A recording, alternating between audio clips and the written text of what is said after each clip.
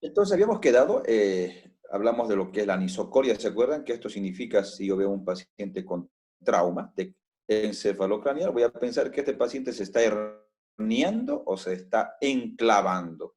Y esa es una urgencia porque este paciente puede hacer una parada respiratoria por compresión del pulmón. También estamos en referencia a lo que es, estamos viendo tanto cabeza como cuello. También podemos apreciar, por ejemplo, alteraciones de la lengua. Cuando nosotros evidenciemos en un paciente que tiene una lengua muy grande, hablamos de macroglosia, o lo contrario, en pacientes que tienen lenguas pequeñas, microglosia. Recuerden que esto se puede dar también en tumores, también se puede dar en pacientes que tienen acromegalia, la macroglosia. En cambio, esto se puede dar en patologías pues, ya congénitas de nacimiento, ¿no? Alteraciones del cuello tenemos que tomar siempre en la inspección, evidenciar si es que no hay un tumor, si no hay bocio, que es lo más frecuente en estos pacientes, tenemos que evidenciar si ese paciente tiene o no tiene un bocio. Miren, ahí se puede apreciar si tiene o no tiene bocio este paciente. También tenemos que ver este tipo de abscesos que pueden ser muy graves en cierto tipo de pacientes, pueden ser escrófula también, pueden ser adenomegalias, pueden ser ganglios inflamados, pueden deberse a muchas cosas. Por ejemplo, si yo tengo adenomegalias, tengo ganglios inflamados, pensaré en muchas cosas. Uno en linfoma, tuberculosis, problemas virales como la rubiola. Pensaré también no solo en abscesos fríos como en la tuberculosis. Pensaré además si no es una neoplasia, un cáncer, y una micosis podría también deberse. Entonces, hay que buscar qué causas tiene. Pero también los abscesos en esta región, o los abscesos secundarios a caries dental, a problemas de tratamiento de conductos, etcétera, etcétera, pueden hacer lo que se llama, en forma descendente, pueden descender por la fascia hasta el mediastino y hacer una mediastinitis descendente. Entonces, cuidado, mucho cuidado. Hemos tenido en el hospital pacientes que han llegado al hospital con problemas muy serios, con mediastinitis, secundario a qué? A tratamiento de conductos que le estaban haciendo, le extrajeron las muelas, no tuvieron cuidado, hicieron un abscesos periodontales en este caso, pero el problema de aquí es que por las fascias baja el mediastino, y entonces eso es grave, se puede llenar de pus. Ese paciente que tuvimos, por ejemplo, un paciente, estaba muy mal, estaba choqueado, quisimos hacerle vía central, por acá puncionar, salía pus, lleno de pus. Entonces, mucho cuidado con los pacientes. Acá otro paciente que tenía bocio, miren, este paciente se puede vencer muy claramente el bocio. Hay que hacer una determinación qué es lo que tiene este paciente. Este paciente tenía un linfoma, se le hizo una punción aspirativa con aguja fina y salió un linfoma. O el mismo paciente con un linfoma, en el hospital lo tuvimos. Otra paciente apenas perceptible. Esta paciente era una estudiante, por ejemplo, que tuvimos. No era muy evidente el bocio, pero a la palpación se podía evidenciar. Era de contextura delgada, tenía cierta tendencia a exoftalmos, algo de taquicardia, algo de temblor, nada más. Y al hacer la ecografía, le hicimos una ecografía, salió que tenía bocio. Se le hizo un laboratorio, hipertiroidismo, ¿no? TSH estaba muy disminuida, T3, T4 elevada. Se le hizo una punción aspirativa con aguja fina, un PAF, y salió positivo para neoplasia. Le hicieron iodo radioactivo, mejoró su cuadro, ¿no? Quedó hipotiroidea, pero se salvó del cáncer, ¿no? Otro paciente con cáncer, en este caso del hospital. Esto es un cáncer, ¿no? Es un cáncer. ¿Alguna pregunta hasta acá? Vamos a continuar. ¿Alguna duda que tengan hasta acá, por favor? Adelante. ¿Alguna consulta que tengan hasta el momento? Por Doctor, favor, adelante. tengo una Adelante. pregunta. Cuando usted se refiere a que el paciente se está enclavando, ¿eso qué significa? Ah, muy interesante la pregunta. Nadie preguntó qué es enclavamiento, ¿no? Bien. Recuerden, tenemos que recordar nosotros que el paciente, todo paciente que está grave, sobre todo si es neurológico, si tiene una patología neurológica, tenemos nosotros la obligación de evaluar las pupilas. ¿Para qué? ¿Para qué evaluamos las pupilas? Justamente para que el paciente, para que veamos si el paciente no se está enclavando. Ahora, ¿qué significa enclavación? Todo paciente que tiene afectación, ya sea, en este caso, afectación del tercer par, porque está comprimiéndose el tercer par, si tiene afectación, yo voy a asumir de que ese paciente está haciendo un efecto de masa. Recuerden que en el cráneo es una caja cerrada, por decir.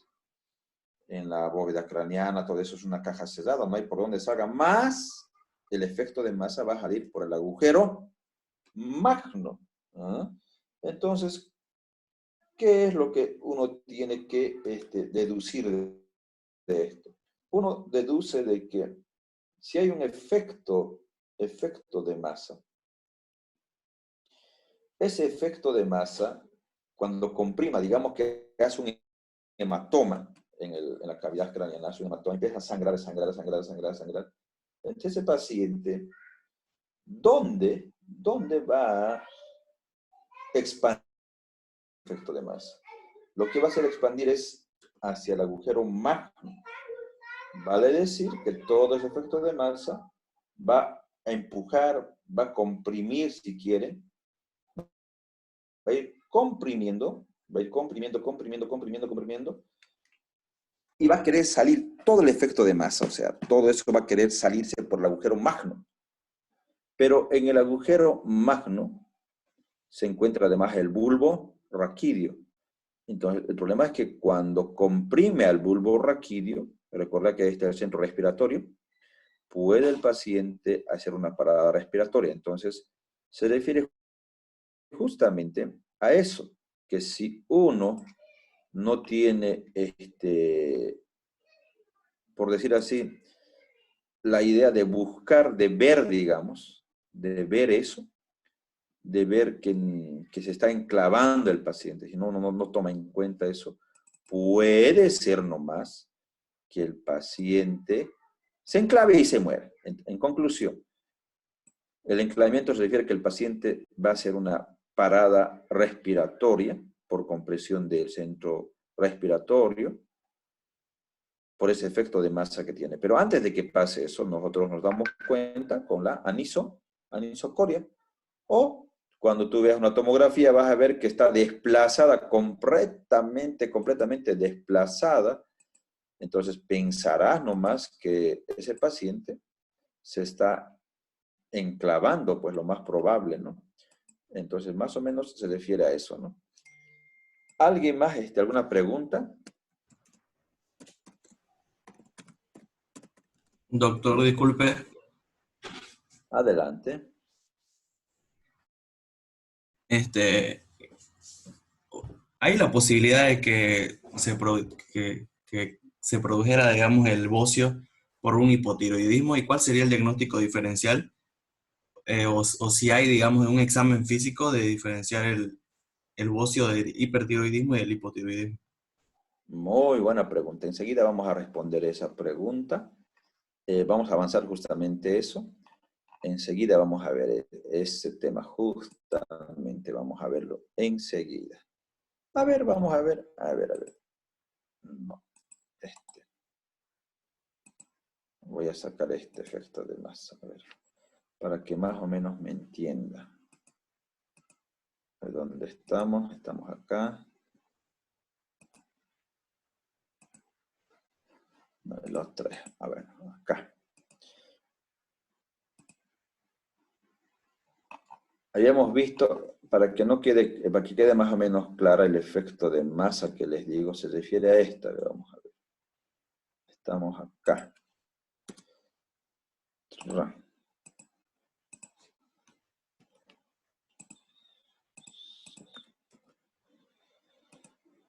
Bueno, a ver, veamos.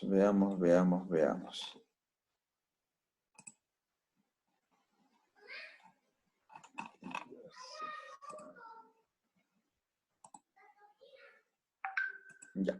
A ver, vean esta imagen, ¿qué es lo que ven? Enseguida les proyecto.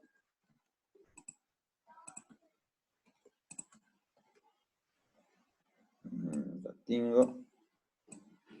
Ahora sí, aquí va. Entonces, si nosotros tomamos en cuenta un paciente que tiene, por ejemplo, en esta diapositiva, ¿qué es lo que pueden ver? Es una tomografía de cráneo, un paciente que tuvo un accidente de tránsito, una contusión, bueno, un TEC grave, y de repente, este paciente empieza con anisocoria, y en la tomografía ves esto. Este es un hematoma. Este es un hematoma epidural o subdural. ¿Qué creen? Esto es sangre. Subdural. ¿Están de acuerdo todos? Ah, no, ese es ¿Alguien en epidural. contra? Efectivamente es subdural, está por debajo de la dura madre, por eso es que es irregular, muy irregular. Si fuera en forma de un balón de fútbol americano, es que está por encima de la dura madre y lo va a contener y va a tener un contorno muy delimitado. Pero acá es irregular, es subdural. ¿Qué está pasando? Esta es la línea media. ¿Qué ha pasado con la línea media? Está desplazada, Está completamente oprimiendo los... desplazada. Este está empujando este hematoma a toda esta masa encefálica y está haciendo efecto de masa. Se va a comprimir acá el tercer par y va a ser anisocoria. Pero si sigue este hematoma, sigue comprimiendo, se va a enclavar. El paciente se va a morir por una parada respiratoria por compresión del bulbo raquídeo. Lo mismo en este caso, esto es una hidrocefalia. Miren, hidrocefalia, dilatación de los ventrículos, igual. Si no hacemos algo, el paciente se va a enclavar. Entonces, es lo que tenemos que nosotros tomar en cuenta. Habíamos visto más antes, ¿no? Esto o no vimos, a ver, creo que vimos, no vimos. Acá también vimos, ¿no? Vimos en hidrocefalia, por ejemplo. Un paciente que nace con hidrocefalia, miren, y después del drenaje. Lo que se hace en estos casos, cuando nace con hidrocefalia, ahí está la hidrocefalia, este paciente también se puede enclavar, puede comprimir antes y después del drenaje. Lo que se hace, les dije, es un drenaje, se coloca una derivación ventrículo-peritoneal. Del ventrículo va hasta el peritoneo y va drenando, pues, ¿no? El líquido cefalorraquídeo. Y el paciente compensa. Entonces, eso es lo que tiene que hacerse en este caso. ¿Entendido? ¿Alguna otra pregunta, duda que tengan, por favor? Bueno. Doctor, ¿el aumento de la Vamos presión intracraneal es debido a la inflamación de la masa cerebral? ¿Cómo me decía? A ver, nuevamente, por favor. El ¿Qué aumento pregunta?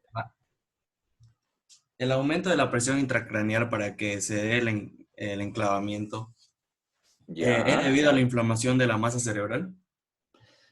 Ya. El paciente, hay varios mecanismos, pues, ¿no? Uno es un hematoma, que hace efecto de masa, comprime, la hemorragia sigue y va a desplazar a la masa encefálica. Otro va a ser, por ejemplo,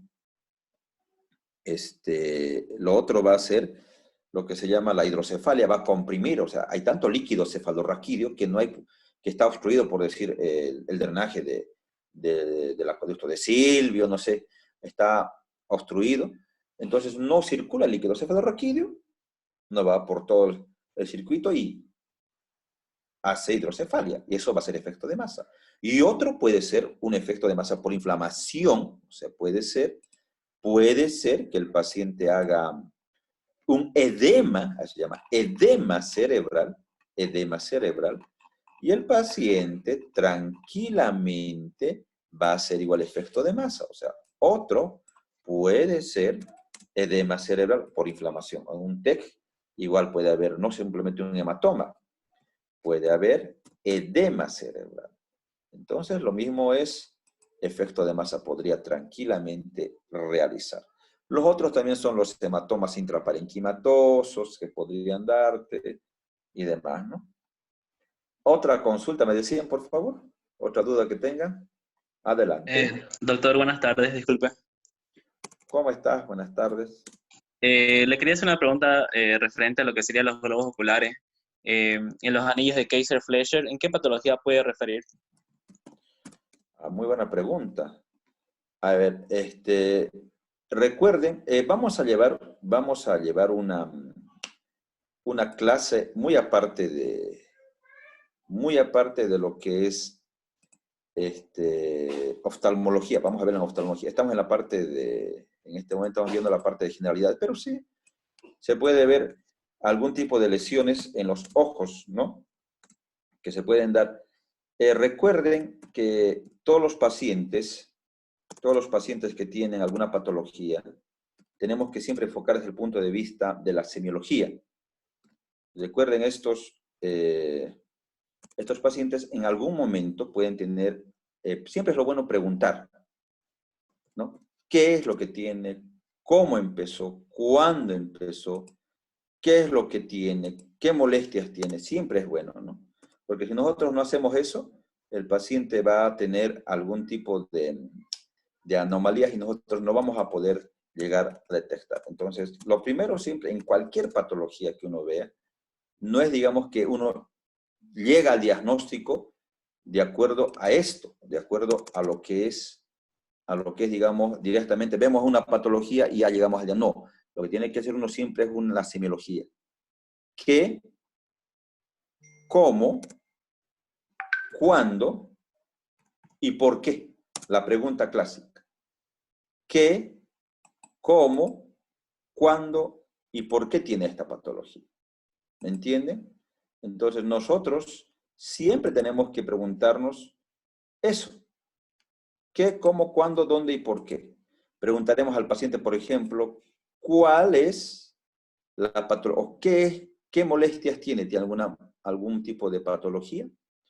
¿Tiene alguna molestia? ¿Le molesta? ¿Le duele? ¿Qué, cómo, cuándo, dónde, por qué? No se olviden, ¿no? Entonces, más o menos nosotros tenemos que hacer esa referencia en eso. ¿Me están siguiendo? ¿Se ven las diapositivas? ¿Se está viendo? Estoy mostrando diapositivas. ¿Se ve? No, No, doctor. ¿Se ve? ¿No se ve nada? No ¿No se se ve ve. nada? No. Pero, hombre, ya. Entonces, en referencia a la pregunta de su compañero, es siempre bueno preguntar eso. ¿Qué, cómo, cuándo, dónde, por qué? Si usted ve una anomalía, muchas veces no hay signos patognomónicos, ¿no? Pero estos anillos se pueden dar más o menos de un color medio verdoso, se pueden apreciar en la córnea sobre todo. Se pueden dar en ciertas patologías, no es que en las mismas patologías, pero se puede dar en algún tipo de patologías hepáticas, por ejemplo. En una patología hepática, como el síndrome de Wilson, se podría dar. ¿Me están viendo en las diapositivas o no? No, Algo doctor. está mal. no, doctor. No, doctor, no se ve. Ya. ¿Alguien sabe qué es la enfermedad de Wilson? ¿Alguien ha leído sobre eso?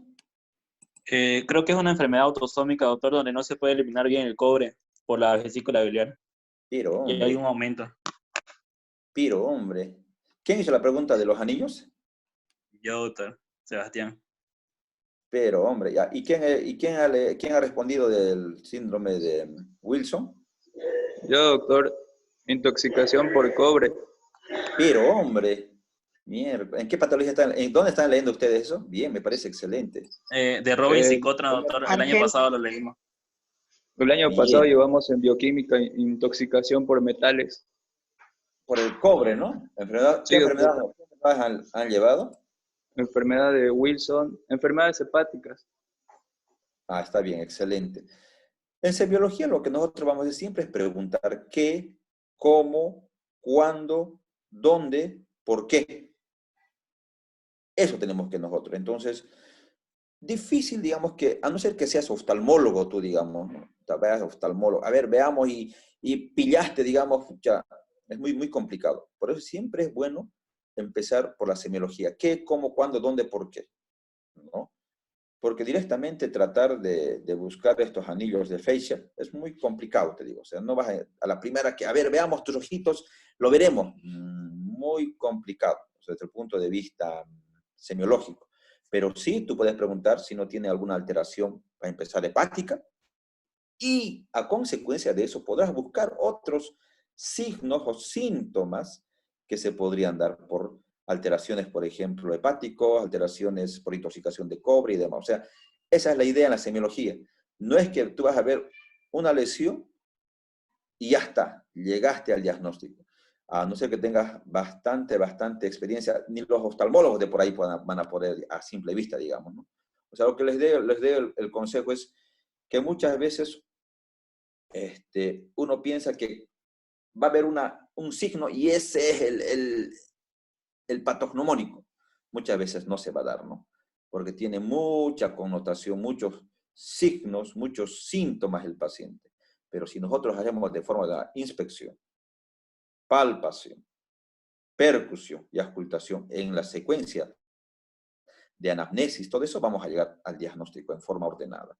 Vamos a continuar esta parte, no sé, pero no quiere reproducir. ¿Ya? ¿Ahora lo ven? ¿Lo ven, no?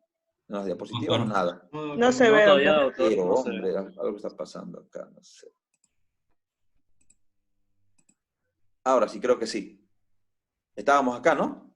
Sí, doctor. Sí, doctor. Allá. Bueno, vamos a continuar. Esto, ¿qué puede ser?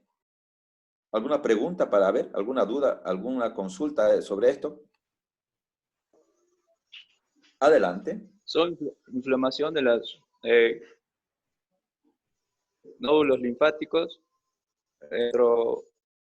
auriculares y las del cuello. Bien, ¿quién respondió? ¿Quién respondió? Está bien, excelente. ¿Quién ha respondido? Yo, doctor Alain. Ah, muy bien. Entonces recuerden que esto pueden ser muchas cosas. Puede ser que sea, no voy a llegar a la parte más fina, digamos. No sé qué es. Yo no sé ahorita qué es esto, pero sí, yo puedo llegar al diagnóstico haciendo la anamnesis, cuándo empezó, cómo empezó, desde cuándo empezó, por qué cree que empezó. Le preguntaré al paciente. Es algo muy evidente, ¿no? ¿Qué, cómo, cuándo, por qué? Tendré que preguntar.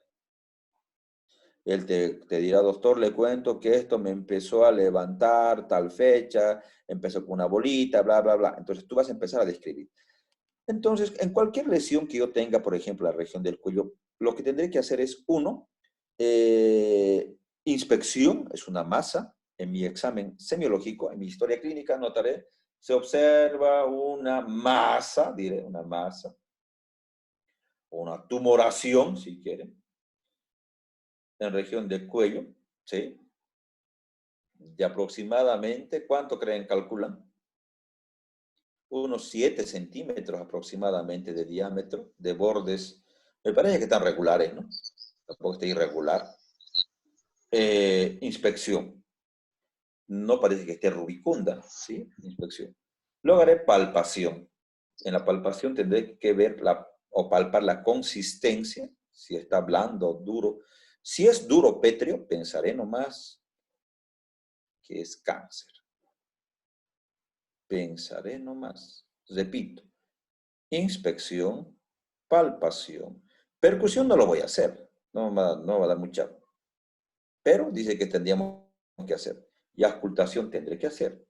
Pero acá se impone la inspección y la palpación. De bordes regulares, diré. Veré si está de consistencia pétrea. Si es pétrea es duro, duro como la piedra. Eso es cáncer, sinónimo de cáncer, ¿no? Pero si es fluctuante, si está caliente, si es fluctuante, seguramente puede ser un absceso. Si está frío, si es un absceso va a estar caliente. ¿Alguien me puede responder los abscesos fríos en qué patología se dan? Porque puede ser que sea un absceso frío y no absceso caliente. Adelante, por favor. Adelante. ¿Alguien sabe qué es un absceso frío o caliente? ¿Absceso Creo frío o que se caliente? da creo que se da en los tubérculos de la tuberculosis. A ver, ¿quién habló? Alain, doctor. Pero hombre, bueno, efectivamente se puede dar en la tuberculosis. Se puede dar los abscesos fríos, o sea, en abscesos, los abscesos fríos, Walter Octavio Ordóñez es del grupo. Sí, ¿no? Sí, doctor. ¿O no es del grupo? A ver, lo Sí, doctor. dejaremos que ingrese. Pero hombre, para la próxima clase creo que vamos a esperar 10 minutos nomás, ¿no? ¿O cuánto esperamos? ¿O 15 minutos? Y ya nadie más entra, ¿no? Porque ya hemos acabado la clásica y quieren entrar, ¿no? Medio que raro, ¿no? Nicole Su nada más quiere entrar. ¿Quién es Nicole Su? ¿Es del grupo?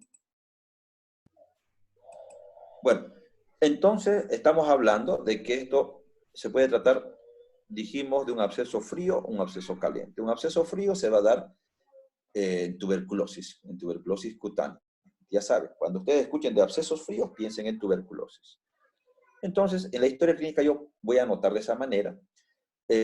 También tengo que tomar en cuenta de que puede ser ganglios infartados, ¿sí? Un tumor, un cáncer, un linfoma y demás. ¿Qué tendré que hacer en consecuencia? Pues tendré que hacer una punción o una biopsia para saber qué es exactamente. ¿Entendido? Vamos a reiniciar la clase enseguida. Vamos a ver un video, más o menos una secuencia, cómo se debe hacer de la inspección, palpación, percusión, auscultación en cuello. Vamos a ver enseguida. Esto es lo que uno tendría que sospechar en procesos infecciosos o en neoplasias. Tendríamos nosotros que buscar esto en estas lesiones de cuello. Creo que se va a acabar. Por favor, inmediatamente reiniciamos para continuar. ¿Listo? Ok. Pero pensemos en infecciosas y pensemos en cáncer. Infecciosas, todo esto que podemos nosotros visualizar, o estas otras en neoplasías. ¿Listo? A ver, vamos a ver. Y después vamos a ver el video. Me parece que